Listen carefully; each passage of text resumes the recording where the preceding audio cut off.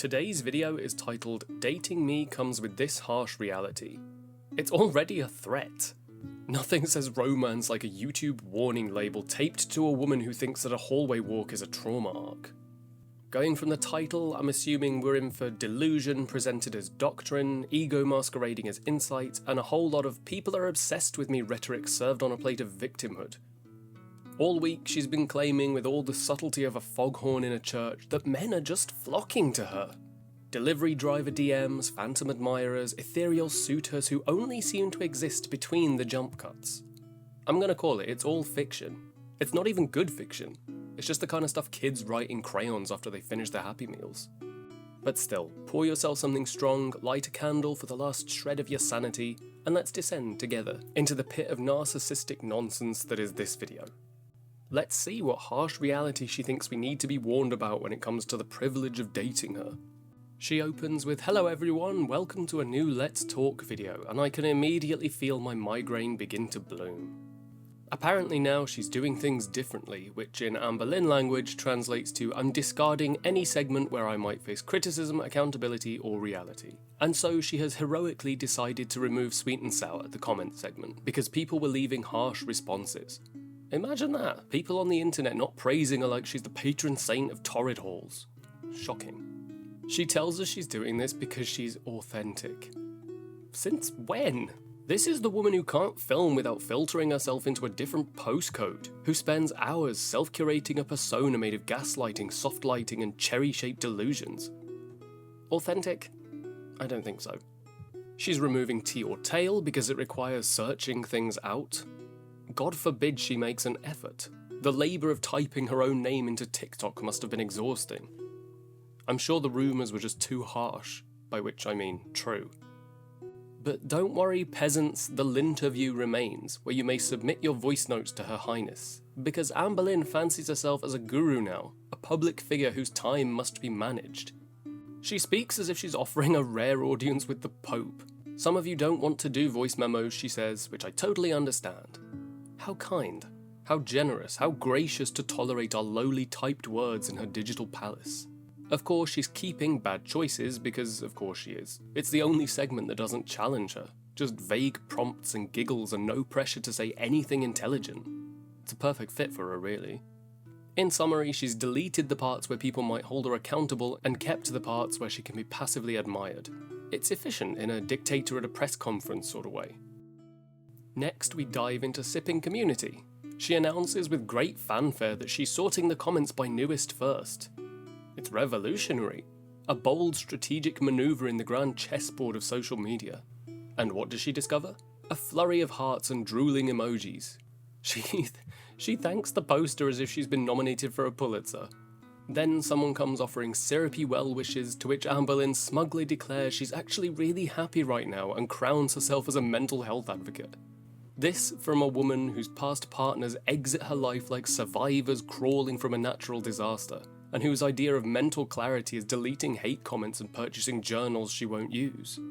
She tells us not to be ashamed to go on medication, which, yes, thank you, Captain Obvious. But coming from her, it just feels like hearing a volcano telling you to hydrate responsibly. After this, we're treated to her reaction to a viewer question about someone being attacked on a flight. We get a live Google search and the mental stamina of a limp paper towel. After vaguely registering the incident, she concludes with a beauty pageant platitude, "We need more love in the world." How brave and insightful. Someone asks why she didn't publicly post a Father's Day message for her stepfather, and she insists that she did it privately. Of course, privately. Because when she's not streaming her mental health breakdowns or target hauls, she's just a shy, humble soul who values discretion. We're expected to believe she's suddenly drawing boundaries. Finally, someone sends her thoughts and prayers, to which Amberlynn responds a full 12 days later. Nothing says authentic connection like answering your fans after you've marinated in their concern for 2 weeks. And now it's time for the linterview. She begins by squealing about how excited she is to do it again. And of course she is. What better way to continue the Amberverse saga than by pretending she's Oprah for the emotionally stunted, answering questions from fans who treat her as a saviour and a sitcom character. The first voice memo comes from someone sincerely sharing their Zoloft journey. It's sweet, vulnerable, kind, a gift of emotional connection. And Amber? She snatches that vulnerability like a crow with tinfoil and immediately starts talking about herself. Because naturally, someone else's mental health milestone must be rerouted into her own pharmaceutical glow-up. Then someone asks if she really chooses the voice notes at random. She lies. This is a woman who randomly scrolls and just so happens to never land on criticism, questions about animal neglect, or anything that isn't dipped in praise and flattery. Next up is a question about her OCD, which she claims she no longer discusses due to backlash. Backlash, mind you, because her diagnosis has always been clouded by performance and contradiction. She's weaponized the term contamination OCD to gain sympathy, but this is the same person who mocked her ex-partner Crystal just for washing her hands. She says that people wouldn't believe her, and no, we wouldn't. You've spent years turning mental health into performance art.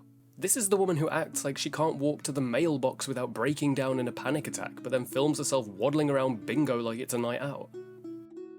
The last question is a thoughtful, multi-part thing about her content, her partners, her future, and the constant theme of her exes being camera shy. Her answer?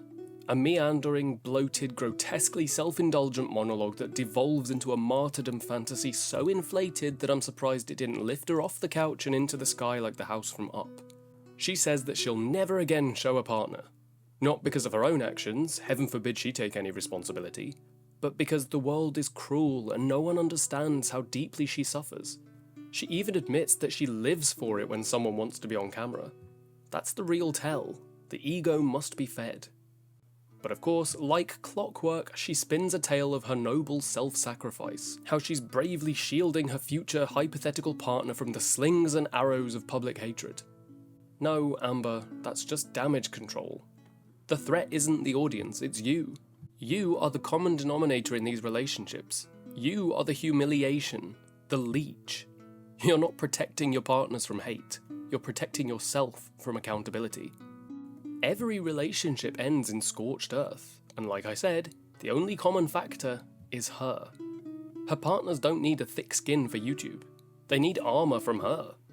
Anyone who has escaped her orbit deserves a medal. For the last segment, we get bad choices. It's poetically accurate, a segment built on juvenile prompts and body fluid confessions from a woman who treats a platform like a warped slumber party with herself. We are immediately assaulted with the question, have you ever tasted your own...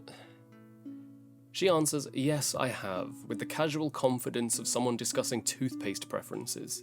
My only question is this. Why must we go through our day with this imagery?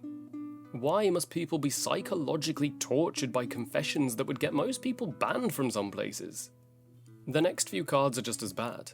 Sex lasting under 2 minutes? No, she claims, because she's a lesbian and her sex sessions run longer than her walking stamina. Would she eat an excrement sandwich to meet her idol? Absolutely not, she says. Would she insert a roll of quarters into herself? No, not for $100. That dollar amount is oddly specific though, as if 101 might suddenly shift the moral compass.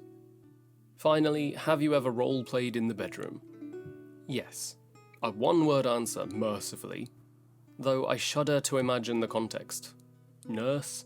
Librarian? Defensive YouTuber pretending she's a victim of haters? Who can say? She ends the video by thanking us for our time, as if this was anything less than a public indecency charge with lighting. To summarise, we began with delusion, passed through martyrdom, and then concluded with body fluids and butt coins. Classic Amberlynn. There's nothing new here. No insight, no growth, just the same theatre of feel bad for me, admire me, laugh with me, never challenge me. But, as always, we endure. Because it's fun to pick it apart, and I do rather enjoy the sound of my own voice while I'm doing it. Until next time, may your evenings be free of canned chicken and quarter rolls.